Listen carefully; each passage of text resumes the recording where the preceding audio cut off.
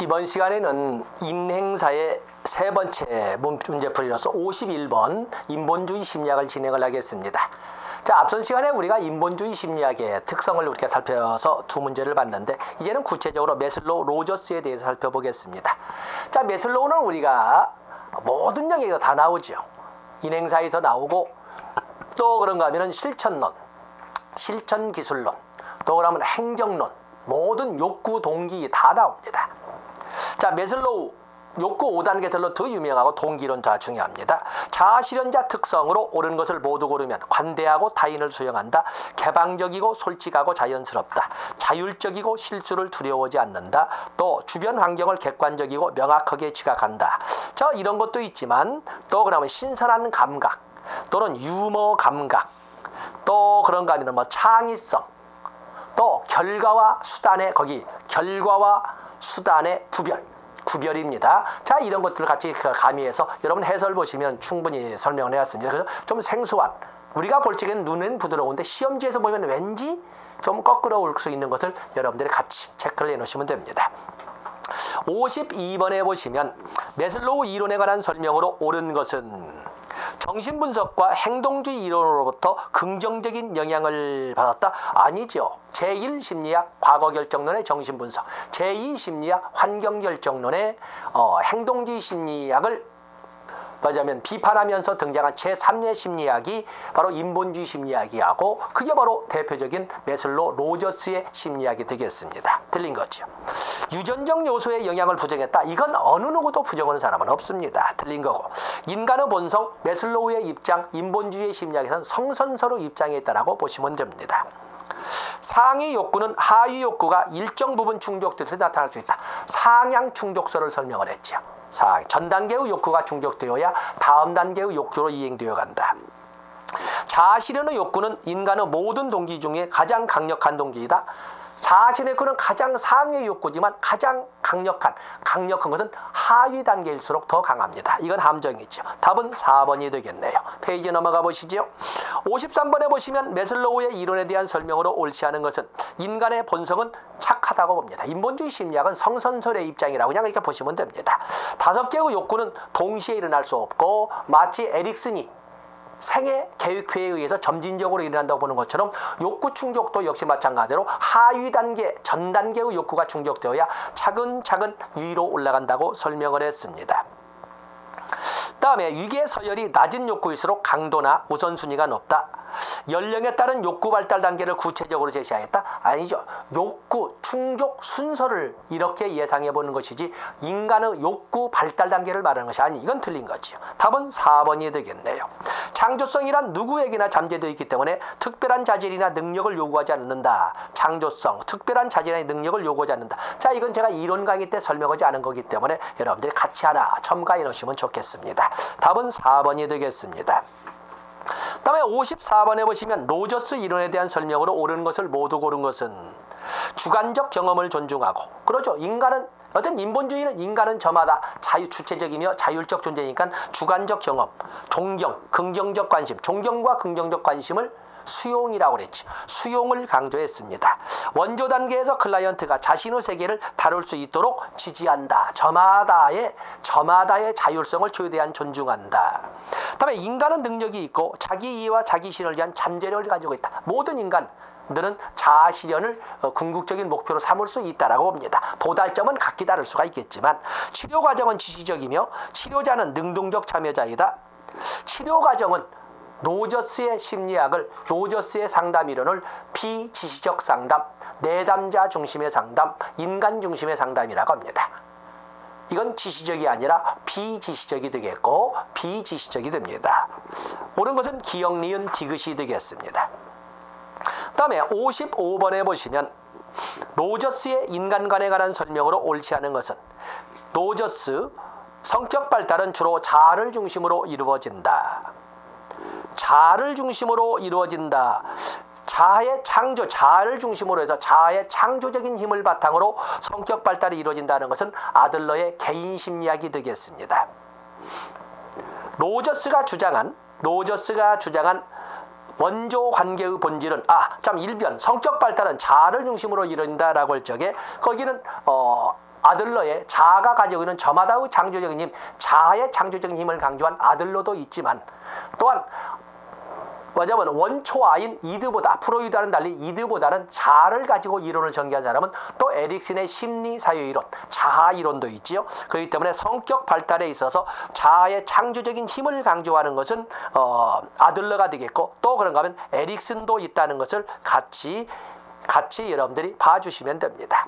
노저스가 주장한 원조관계의 본질은 상담, 치료의 기본이다. 원조관계의 본질로서 3대 요소 수용, 공감적 이해, 일치.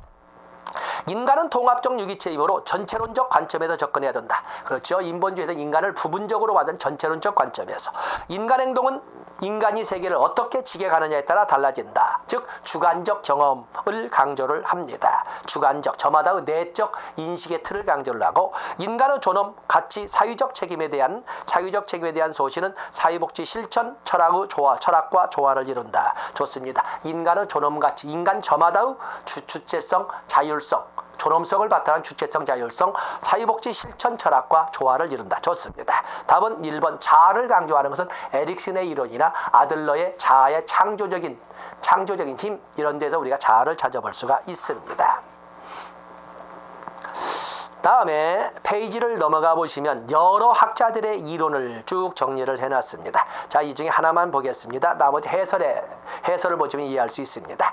학자와 56번입니다. 학자와 그의 주장에 관한 내용으로 옳은 것은 전생에 가진 선생애를 통한 발달을 주장한 것은 전생애를 거친 발달을 주장한 것은 에릭슨과 융입니다. 융, 노년기까지다. 인간 내면에 대한 통찰력의 중요성을 과학적 실험으로 제시했다. 이렇게 되어 있는데 이것은 인간 내면 세계에 대한 통찰력의 중요성을 침팬지와 바나나 실험을 통해서 어느 누구나 고개를 끄덕거리게끔 하는 실험을 한 것은 퀼러의 통찰설이 되겠습니다. 자기를 실현하는 시기를 중년기 이후로 본 사람은 융의 융 나와 이건 맞는 거군요. 강화와 처벌을 통하여 학습이 가능하다고 했던 것은 스키너가 되겠습니다. 가상적 목표를 강조했던 사람은 바로 가상적 목표를 강조했던 것은 아들러의 개인 심리가 되겠습니다. 답은 3번이 되겠습니다. 57번과 58번에 대해서는 여러분들이 해설지를 통해서 여러분이 접근하시면 충분히 도움받고 오래 살찌지 지울 수가 있습니다. 페이지 넘어서 59번도 역시 59번, 60번도 역시 다양한 학자들의 연결을 설명하고 있는데 자, 그중에 앞에 59번은 여러분들이 보시기로 하고 자, 59번 볼까요? 분석심리, 그냥 고유명사처럼 나와 있는 거죠. 융의 분석심리, 로저스 메슬로우의 인본주의 심리, 반두라의 관찰학습이나 사회학습, 메슬로우의 인본주의 심리, 개인심리는 아들러의 개인심리죠. 파블로프의 행동주의 심리학 또는 고전적 조건화설, 이건 답답이고 그 60번 보세요. 60번 앞에 의해서 어떤 문제의 연속선상이 되겠습니다만은 학자와 인간 간의 연결이 옳지 않은 것은 이렇게 나와 있네요. 인간은 합리적이고 창조적 존재이다. 인간은 창조성을 강조하는 인간은 합리적 존재이고 창조적인 것이다. 이렇게 설명하는 에릭슨 무조건 끌려만 다니는 존재는 아니다라고 설명을 하고 있는데 그다음에 인간의 개인이 지닌 창조적인 힘이 인간의 본성을 결정을 한다. 역시 아들러도 창조적 자아를 강조하고 있지요. 인간은 환경과의 상호작용을 통하여 변화하고 발달하는 능동적 존재이다. 인간은 태어날 때부터 이미 환경에 적응하려는 기본적 경향성으로 인지 기능을, 즉 지능을 가지고 태어나는데 그걸 가지고 환경과 상호작용하면서 인지 도식을 만들어간다. 그렇게 만든 능동적 존재라고 봅니다. 인간은 환경적 자극이 없어도 동기화가 가능한 자율적 존재이다. 환경적 자극이 없어도 동기화가 가능한 자율적 존재는 이것은 인본주의 심리학에서 강조하는 것이고 이 스키너는 환경 결정론의 행동주의 심리학입니다. 답은 4번은 틀린 거군요. 다음에 인간은 자기 보존적이며 성장 변하는 존재이다. 그래서 60번 문제를 제가 읽어드린 것은 이론 강의에서 하지 않았던 문제여서 우리가 살을 찌우자라고 60번을 읽었습니다. 또 우리 많은 사람들이 생각할 때 창조적 그러면 아들로만 생각하는데 그러지 않는다는 거. 에릭슨도 인간은 합리적 존재이며 창조적 존재라고 봤고 아들로도 당연히 인간 저마다의 창조적 자아가 인간 본성이나 성격을 만들어간다고 봤고 또 그런가 하면은 뭐 앨리스도 앨리스 알리비티 인지행동 치료에서 인간은 자기 보존적이며 성장 변화하는 존재, 이런 문장들은 제가 쓰지 않았기 때문에 첨가해 주시면 되겠습니다. 자, 여기까지가 우리가 절반이 출제된다고 하는 영역이 되겠습니다. 그래서 인행사에 나오는 기초이론, 그리고 여기까지가 이론 기초. 그래서 이론 기초로 우리가 설명한다면 지금까지 배운 것이 프로이드, 에릭슨, 아들러, 융, 그렇죠? 봤고, 또 그다음에 인지행동에서 피아제, 큐일버그, 그리고 스키너, 파블로프도 있고 또 그렇습니다만 반두라까지 봤습니다. 반두라. 또 그런가 하면 여기서 인본주의 심리학에서 메슬로우와 로저스를 봤습니다. 자, 우리가 지금 10명을 아무리 적게 해도 10명에서 한 개씩 나올 겁니다. 그런가 하면 앞에서 나왔던 인문의 영역에서 인간 발달의 원리나 또는 유용성이나 또는 인간 발달의 용어 선택, 성장, 성숙, 학습, 발달, 이런 거에서 최소한 한 문제 나온다고 한다면 11문제를 우리가 지금 다뤘다라고 할 수가 있습니다. 최소한 11문제입니다. 보통 여기에서 13문제 이상 이렇게 나오거든요. 이제는 우리가 나갈 것이 두 영역이 나가 있습니다. 발달 기초와 이론 기초를 넘어서 발달 기초와 또 사회환경이라는 체계 이론에서 우리가 약 12문제를 찾아봐야 되겠습니다.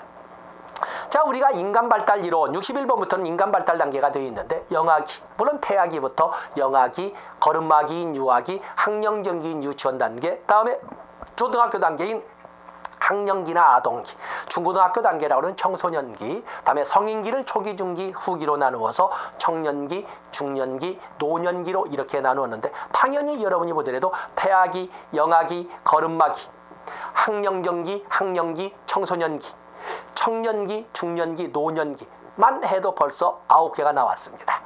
그 중에 청년기가 좀 출제 비중이 약하다고 해도 8개가 이미 여기에서 준비되어 있다고 볼 수가 있는데 2개 이상 나오는 것도 한 2군데이기 때문에 여기서 10문제 나올 겁니다. 10문제. 자, 보겠습니다. 태아의 건강에 영향을 미치는 요인이 아닌 것은 서비 임산부의 연령, 임산부의 교육 정도, 임산부의 영양 상태, 임산부의 정서적 상태, 임산부의 흡연, 음주. 여기서 물론 태아의 건강이라고 할 적에는 이 건강은 신체적 건강을 중심으로 계획할 적에 여기는 더욱이나 박스 문제가 아니기 때문에 하나는 고른다면 한 단계를 거쳐서 교육 수준이 높으면 보다 합리적으로 생각하고 합리적으로 태아에 영향을 미치는 것을 고려하겠다. 이렇게 번잡하게 따지지 않고 2번이 가장 멀다고 볼 수가 있습니다. 페이지 넘어가십니다. 자, 62번에 보시면 임신 9주에서 11주 사이에 가능하며 염색체 이상이 의심되거나 35세 이상 임산부에게만 제한적으로 실시되는 태아 진단검사. 자, 임신 9주. 제가 실감적으로 느끼는 건 아니고 이건 교재를 통해서 볼 수 있는 걸로서 여러분 해설서 참조하시면 됩니다. 육모 생체 표본 검사라고 합니다. 육모 생체 표본 검사와 같은 경우에는 여기처럼 임신 9주에서 11주 사이에 염색체 이상이 의심되거나 또는 35세 이상 임산부에게만 제한적으로 적용된 것을 육모생체 표본 검사라고 합니다. 그 외에도 염색체 이상이나 다운 증후군 등을 알아보는 것으로는 양수 검사도 있고 또 다운 증후군 이상 여부를, 다운 증후군 가능성 여부를 보는 거에는 양수 검사도 있지만은 또한 산모 혈액 검사도 있습니다. 이런 것들까지 점지하시면 되겠습니다. 다음에 63번에 보시면 태아기 발달에 관한 설명으로 옳지 않은 것은 옳지 않은 것 나와 있는데 태아기는 보통 거기 오면 태아기는 배란기, 배아기, 그리고 태아기로 이렇게 나눠보기도 합니다. 배란기는 보통 수정 후 한 2주를 전후한 2, 3주 사이를 배란기라고 하는데 이때 착상이 되고 태반이 발달한다고 되어 있습니다. 다음에 배아기로 넘어가면 임신 한 8주, 한 2달 정도 착상 후부터 임신 2주부터 한 8주 사이를 배아기라고 하는데 중요한 신체 기관이나 신경계가 발달한다고 합니다.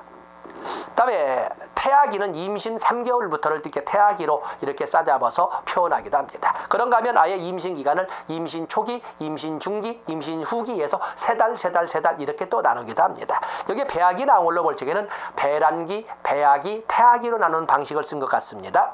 배아기는 수정 후 배아기는 2주에서 8주 정도의 사이로서 중요 생체 기관이나 신경계가 발달하는 시기가 되겠습니다.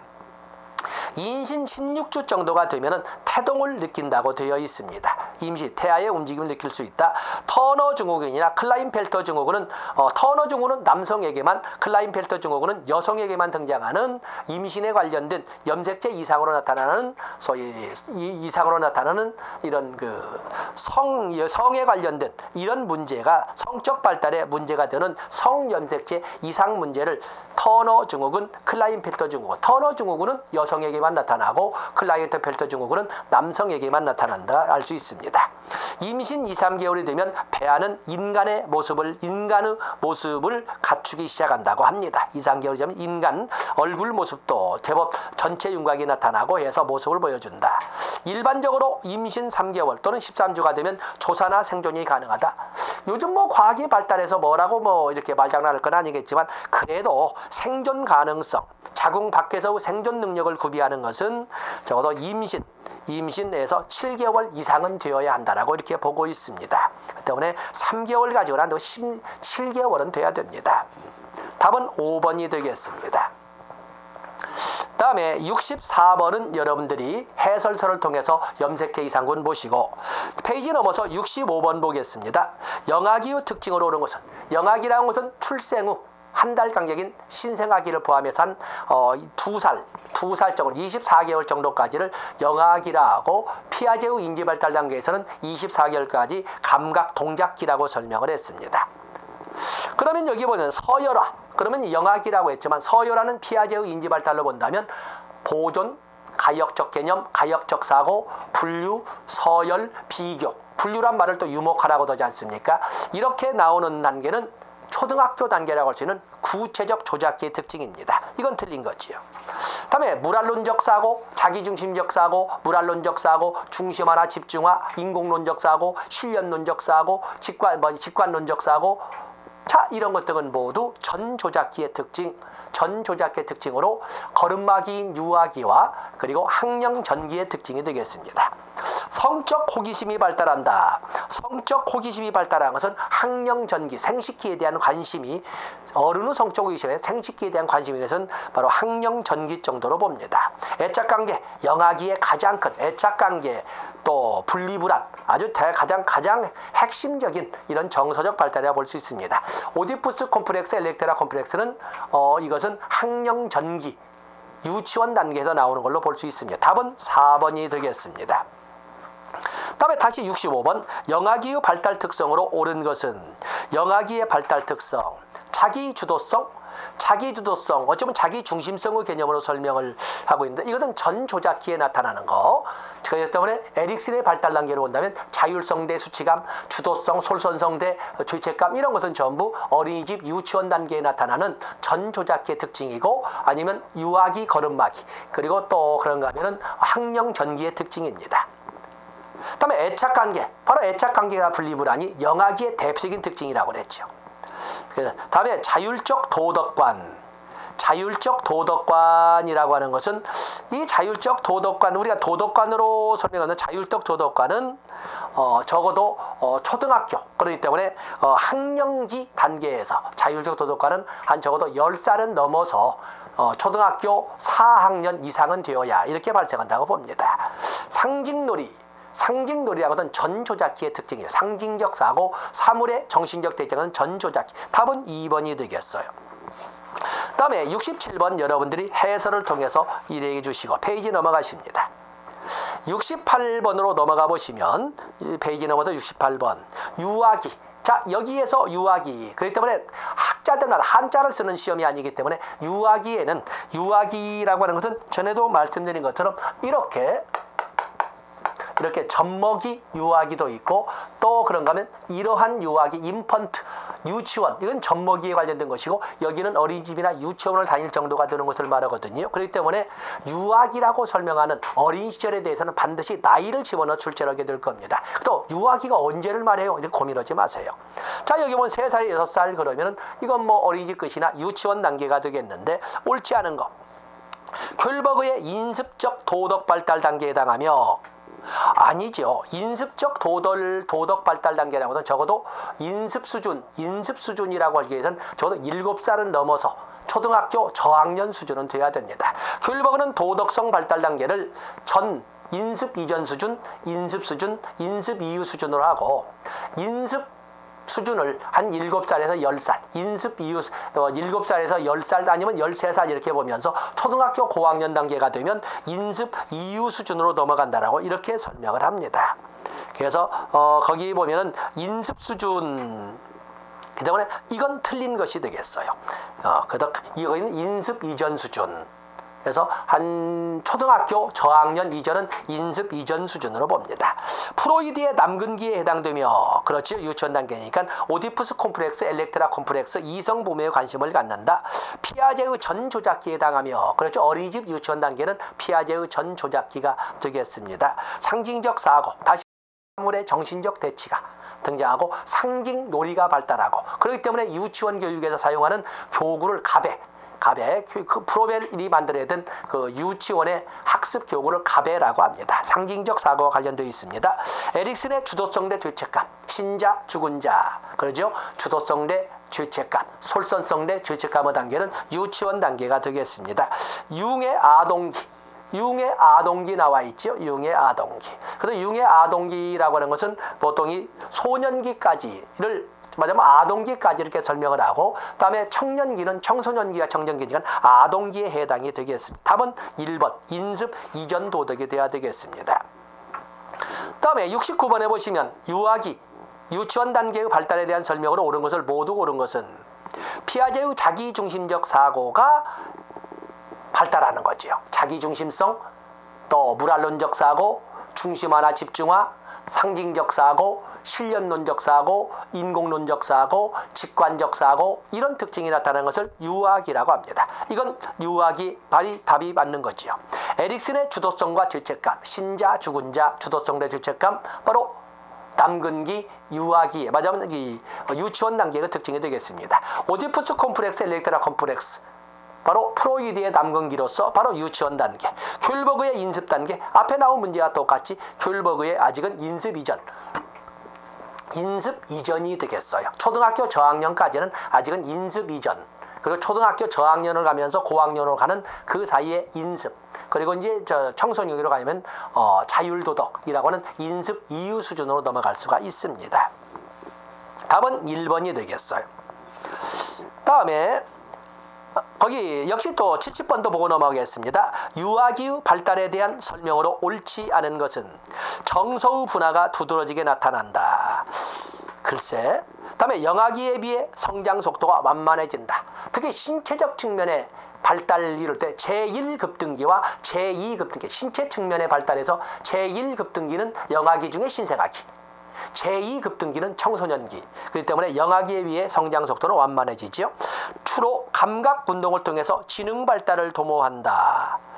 주로 감각을 통해서 지능 발달을 도모하는 것은 이것은 영아기라고 설명할 수가 있습니다. 감각을 통해서. 영아기 이후로 넘어가면서부터는 이제는 제법 목적과 수단의 관계를 파악하면서 목적 지향적 활동도 하고 의도적으로 환경을 조작하기도 합니다. 사유성을 발달시키는 놀이가 중요한 역할을 한다. 사유 발달에 있어서 직관적 사고, 물알론적의 특징이 나타난다. 3번이 워낙 틀려서 1번 정서의 분화가 두드러진다라는 표현이 애매합니다만 3번이 워낙 직설적으로 틀려도 답이 3번이 되겠습니다. 페이지 넘어가 보시죠. 유아기 71번은 여러분들이 해설을 통해서 보시고 이제는 우리가 아동기로 넘어가 보도록 하겠습니다. 자, 아동기 72번에 보시면 아동기에 대한 설명으로 옳은 것은 아동기 맞아요. 초등학교 단계 귤버그로 본다면 구체적 조작기, 그리고 프로이드로 본다면 잠복기 바로 되겠는데 생활의 중심이 가정의 환경 된다? 아니죠. 이때부터는 또래 집단과 어울리는 이런 시기가 되겠어. 이건 옳은 것도 찾고 있군요.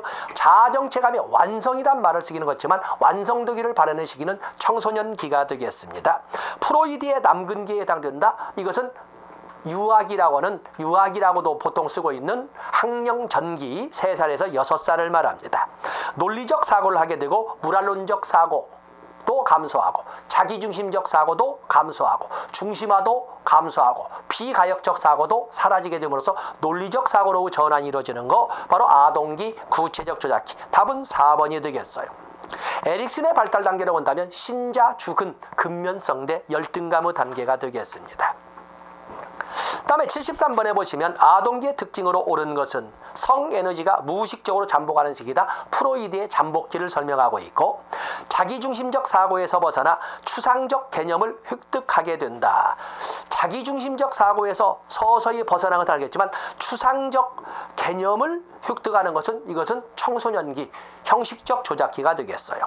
또래 집단과의 상호작용이 늘어나는 시간이고 또래 집단과의 상호작용이 줄어들고 혼자 있는 시간이 늘어나는 것은 제법 고민을 하게 되는 이것은 청소년기의 특징이 될 겁니다. 다음에 신체적 성장과 발달이 급격히 진행되어 골격이 완성된다. 완성이란 말은 좀 그렇지만 이것은 제2 청소년기라고 할 수가 있습니다.